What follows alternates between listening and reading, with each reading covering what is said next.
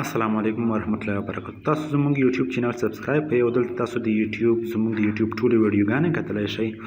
همداشانتې که دلته راشئ په پلی لیست باندې کلیک وکړئ، دلته د پاور پوینټ ټولې ویډیوګانې، دلته د ایم ایس ورډ ټول کورس او دلته د نټورک ویډیوګانې پیدا کولی شئ. If you find this video helpful, please remember to like, comment, and subscribe. Your support will help keep this channel running.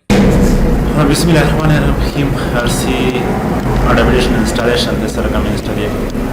اډابلیشن تر لوبه د سیروینه سیټ اپ په دې باندې ډبل کلیک وکړئ.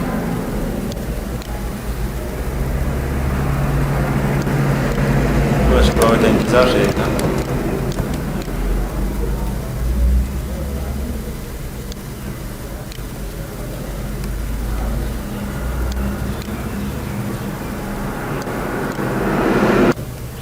په دې کې څه دوه آپشن درکوي، یو انسټالیبل ټرای دی.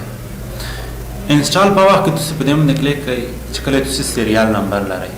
هر پروګرام سیریال نمبر لري او په دې کې ټرای ورژن دی. که چېرې تاسو سیریال نمبر نه لرئ نو په دې باندې کلیک وکړئ او ټرای باندې کلیک وکړئ. خو زه سیریال نمبر لرم، خیر زه په دې طریقې ورته ترسم. ټرای ورژن باندې کلیک وکړئ، ایکسپټ باندې کلیک وکړئ. کله چې ایکسپټ باندې کلیک وکړو انسټال باندې کلیک وکړئ. څه شوله؟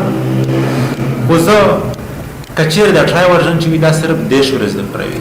10 ورځې دپاره دا پروګرام کور کړو، یعنې وروسته بیا بیا دوباره بیا انسټالوئ دا پروګرام. خو زه سیریال نمبر لرم، په دې باندې مې کلیک وکړو او بیا ایکسپټ. او په داسې کې مونږ څه غواړي؟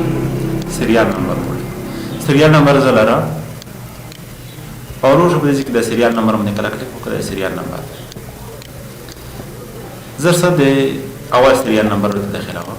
په دې کې د اول نمبر څه کاپي کوي دي چې نه کاپي، او وروسته په دې کې څه کوي؟ پیسټ کوي. دا بل عدد ورکړئ، دا کاپي کوي او په دې کې پیسټ کوي. دا ټول عددونه ورکړئ او په دې کې ترتیب سره پیسټ کوي. غلط نه، دا مې د ذکر پیسټ کړ او دا مې د ذکر پیسټ کړ او دا اخري عدد مې د ذکر چې کله پیسټ کړو دا نیکسټ څه شو؟ پال شو ډایرکټ. دا مې بند کړو او زر څه په نیکسټ باندې کلیک کړو او بیا په دې کې پلیز کنیکټ د انټرنیټ ریټرای. انټرنیټ سره څه وکړي ریټرای وکړو، تاسو بیا کنیکټ لیټر یعنی وروسته ځکه انټرنیټ سره دې باندې کلیک او بیا په انسټال باندې کلیک وکړئ. چې باندې په انسټال او بیا یس دا انسټالیشن چې شي راوړل شي. زه په ویډیو ټاپ کوم. پروګرام انسټال شو. په لانچ ناو باندې کلیک وکړئ، ډایرکټ ودې ته کلوز شي د پروګرام. او که کلوز باندې کلیک وکړئ بیا خالي بند شي، بیا څه کولی شي؟ بیا خلاصولی شي. ښایسته څه دا ټرای ورن انسټال او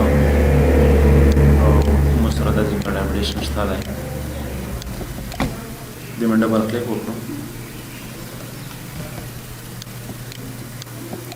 سر ټرای ورژن ته په دې باندې کلیک کوم او په ایکسپټ باندې بیا کلیک کوم.